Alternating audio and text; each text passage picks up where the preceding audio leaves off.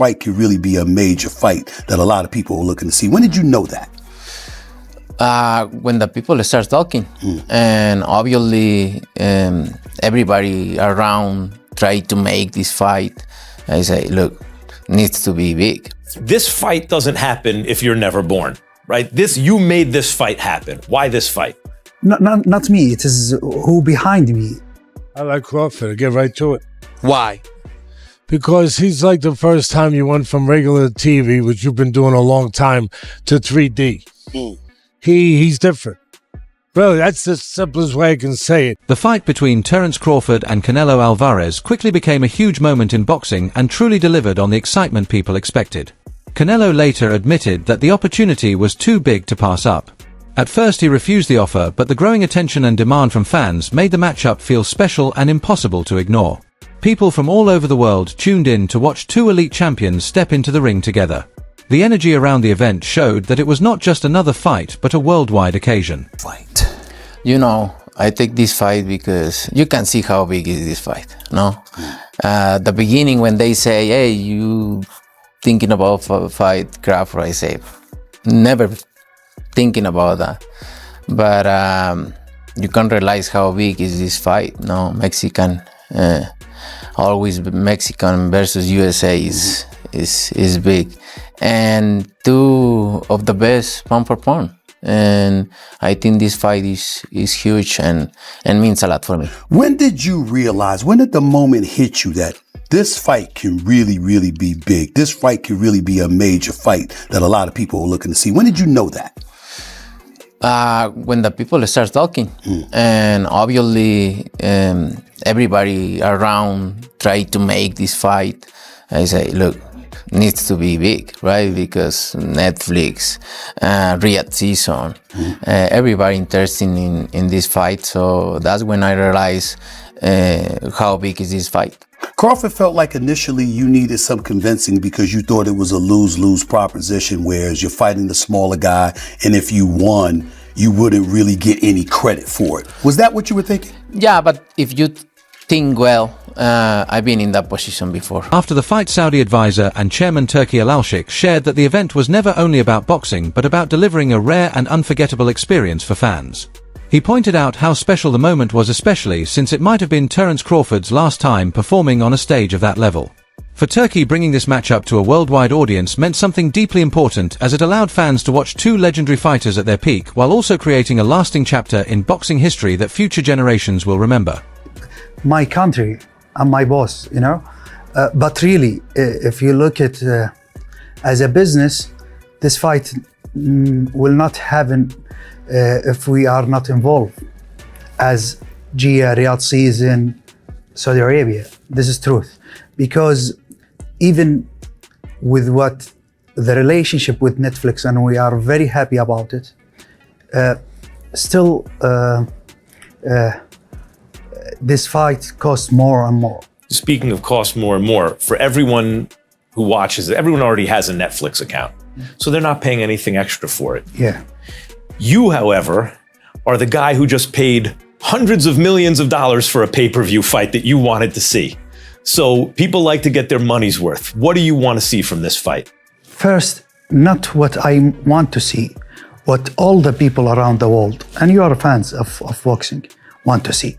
It's take too long, but thanks God, without the support behind me from my government, my leaders, the Crown Prince and the vision, and without the love of the fans, we will stop not complete. This is what push us. This kind of fight, special Canelo Crawford, I want to explain it to you exactly why it is important and the fight of the century. Canelo is the biggest name in boxing now, and Crawford undefeated and have the chance to be undisputed for the third time. Maybe this is the last fight for Crawford, and for Canelo, it's mean a lot for his fan in North America and South America and all the world. He doesn't want to get beating from guy getting up 203 weight. Famous trainer and analyst Teddy Atlas, speaking alongside Stephen A. Smith on ESPN, praised Terence Crawford even before the opening bell of the historic showdown. Atlas compared Crawford's style to a major step forward in the sport, explaining that his skill level and sharp thinking set him apart from many fighters today. He pointed to Crawford's ability to adjust during a fight, his accurate punching, and his calm attitude as key strengths. When Crawford entered the ring, that praise did not seem exaggerated. He smoothly switched between orthodox and southpaw stances, quickly studied his opponent, and made fast, smart adjustments. His control and confidence on such a big stage against a champion like Canelo Alvarez showed how complete he has become as a fighter. Fans around the world saw exactly what Atlas meant as Crawford displayed a style that pushes the sport forward. His performance was not only about landing punches, but about showing a smarter and more advanced approach to boxing, leaving many with the feeling that they were watching a new chapter in the sport's history. Back in the day, I used Betamax, and then that was good. It was cool. Right. VHS, VCR, all that stuff. I still got them, actually. And all of a sudden, digital came around. There you go. He's digital. Really. And I'm not knocking Canelo for all the people out there that, want to pull their arrows now and start slinging shots at me. Hey, that's okay. That's fine. But I'm not knocking him. He's a good, solid guy. He's good, tremendous. solid guy. He's 63-2, Teddy, and has never been knocked out. And this guy that's fighting him is moving up 63-2. Wait. What's his record? 63-2. By who's accounting? What do you mean by who's accounting? What are you trying to say? What am I trying to say? There's a couple fights there that you might be able to argue there. Just a little bit. Okay. Starting with Triple G. Just a little bit. I mean, you're insulting him a little bit. Like in a movie with De Niro. I'm not insulting him. I'm pointing out the facts. But here's my point to you, Teddy. He's 63-2. Lara, how about the Lara fight? Hold on. You want to go back further? Okay. What about Madrimov with Crawford? I'm just saying. No. He beat Madrimov. He didn't look the way we want him to look. Okay. Because stepping up for the first time to that weight class, he didn't look the way that we wanted to say, oh, my God. Well, stay with me. Let me ask you this question. And Madrimov was not getting the credit for the kind of fighter that he was. But let me ask you a question, Teddy Atlas. He didn't look the way you wanted him to look, moving up from 147 to 154. Now he's going from 154 to 2 weight classes to 168 against a guy who's 11-0 at the 168-pound limit and is entering his 12th fight undefeated and has never been knocked out. Yeah, VHS digital. Did you worry about that jump when you went from VHS to digital? No, you just said we're at digital now, and it looks good. It looked really good, and you look great. No, you do. I appreciate it. Thank you so much. You look tremendous. But I'm just saying. Listen, I believe in Crawford too, and I believe that Crawford is one of the top 2 fighters on the planet. But he is moving up 2 weight classes, and when people look at him going up against Canelo, here's what they're saying. He's got to keep his distance. He's got to hit, stick, and move. He can't stay in front of him. Canelo Alvarez, the 4-division world champion, came into the fight with a clear vision of his future already in place. He has openly shared that he plans to retire within the next 2 years after accomplishing nearly everything a boxer could hope to achieve. From unifying championships to leading huge stadium events, his legacy is already firmly established. In the fight against Terence Crawford, his performance showed not only his lasting skill, but also his determination to secure his status among the greatest figures in the sport.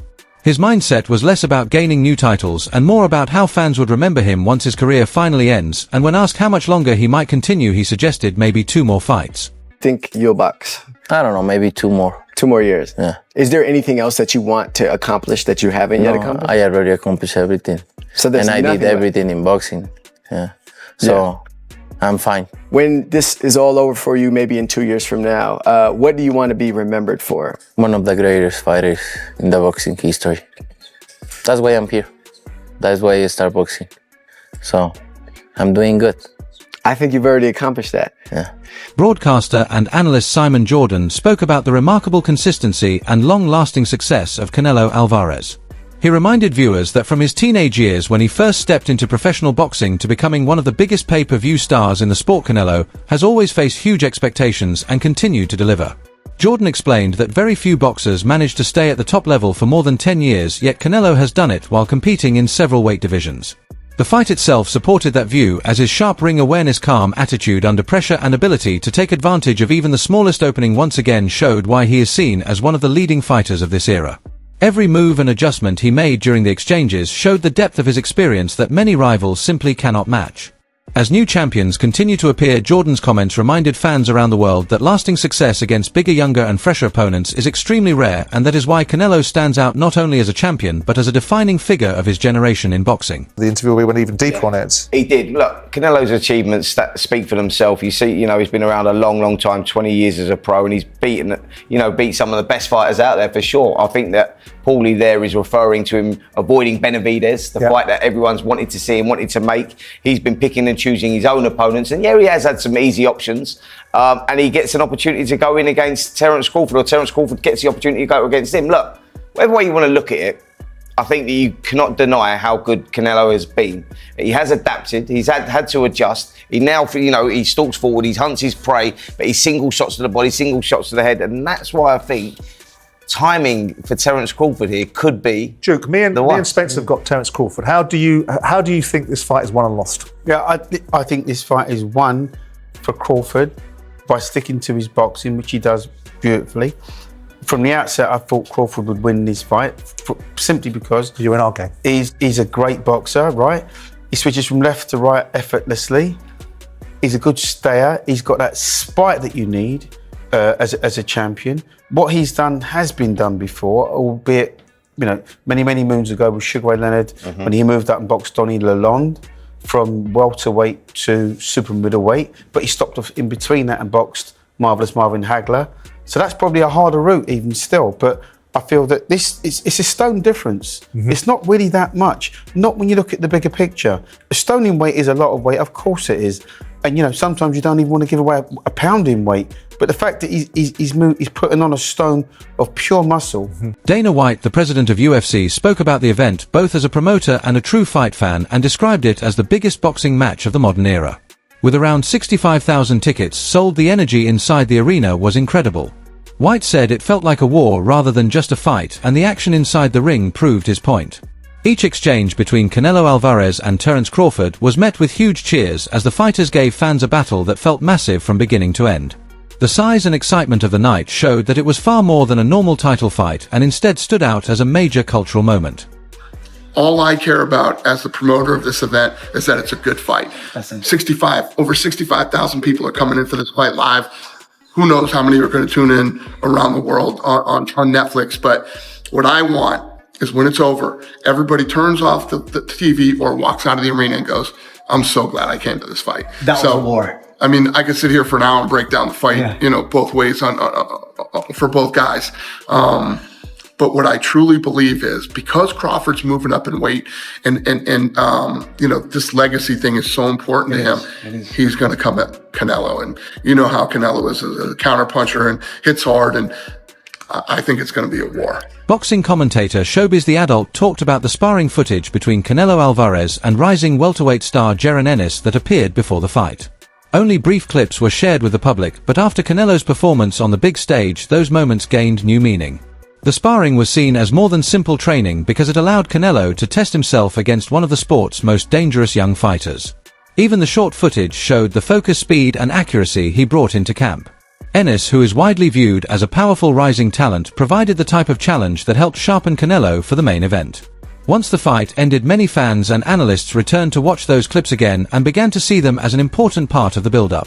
They showed how Canelo prepared himself for a contest that many considered one of the most important fights of the modern era, and the session is now remembered as a rare look at the work behind a champion's greatness. Now legendary sparring session with Boots Ennis and Canelo Alvarez. All right. In looking at the footage we have, they show their feet. They don't really show much, and that's good, right? Whatever happens in sparring stays in sparring. You don't want too much revealed. But I think, you can pull something from the footage. Like, post-sparring session, you could just see how friendly Canelo Alvarez and Boots Ennis are. Good. Yeah, good. Thank you. Yeah. I appreciate it. Great. Yeah. Almost there. Yeah. Almost time. Yeah. It's mutual respect. You can just see, and it just feels like Boots gave Canelo some good work. I think if Boots didn't, I think Canelo wouldn't respect him as much. I think Canelo would be like, get out of here. I mean, they couldn't even leave the gym, they kept saying bye to each other over and over and over again like it was a bromance. You got my piece. Who say he needs some rounds? Huh? Who? Yeah, see, he'll come back to some rounds. Oh, yeah? You don't want... Never been a fighter? I see you tomorrow. And more, if they are scared, they run faster. If they are scared, more faster. Bro, you know what that is. You know what that is. It's like if somebody whipped your ass and like, all right, then, boy, what? What, wait. Former super middleweight champion Caleb Plant, who has previously faced Canelo Alvarez, spoke highly of Terence Crawford before the fight. Plant called Crawford incredibly strong and powerful, and the match proved him right. Crawford's punches had real impact even at a higher weight, and his size and strength made it clear that Canelo could not simply move through him. Experts pointed out that Crawford's mix of accuracy and surprising power earned him respect from one of the toughest fighters of this generation. Tell you what I think is best for each fighter, and I think, you know, if I was able to give my advice to Terence, it would be, I think that he should box on the outside, or I think he should be all the way inside. Really? Wait, all the way inside? That would sound like, no, you don't want to be on the inside because like Canelo could land body shots. Yeah, but Terence is a great inside fighter. He's ridiculously strong, and I think the most dangerous place for Terence to be would be in the mid-range, chilling this far from Canelo, at this distance, where Canelo is able to get a lot of leverage and be really explosive, as opposed to what I did to Trevor McCumbee, where I stepped all the way to the inside. And, you know, do you want to be this far away from a baseball bat, or do you want to be this far away from a baseball bat? This here, exactly. They can't extend. They can't gain the same momentum. And just fighting on the outside, sticking, moving, running around, moving around, using his legs for 12 rounds could be a lot. Where, as opposed to him being smart on the outside and moving, and then picking his times and getting all the way to the inside and going to work, and then going all the way back out, all the way back in, all the way back out. But I think chilling at the mid-range with Canelo could be dangerous. Analyst Rossadu had warned ahead of time that Terence Crawford would need to be very careful against Canelo Alvarez. Considering Canelo's history of facing naturally bigger opponents, that advice proved accurate during the fight. Canelo showed how comfortable he is against larger fighters, taking punches with calm and responding with powerful counters. For Crawford, the challenge was balancing caution with staying aggressive and making his own mark. Rosado's comments highlighted just how small the margins can be in a fight where size, skill, and strategy come together on such a huge stage. Years, he's adapted to the weight. It's his natural weight. You know what I'm saying? So, you know, Crawford gotta be real careful in the middle rounds. When we, and I've heard you say this before, look, it doesn't matter if you're sparring with heavyweights in sparring. If you're sparring with 68-pounders, 75-pounders in sparring. When you get clocked with them 10 ounces with no headgear on, it's a different game, a different story. Drop down on that for us for a second. What is so different about it? Is it just a jolt? Is it a shock? What's the difference? It's different just because it's just the pop. You know what I'm saying? You know when you're sparring heavier guys, it really, it means something, but it's 16-ounce gloves and it's a headgear. So it's not the same effect. But, you know what I'm saying? And Crawford and Canelo being the same size right now and the same height, people go, oh, well, it's even. That's a wrap for today's video. Stay tuned for more, and we'll see you next time.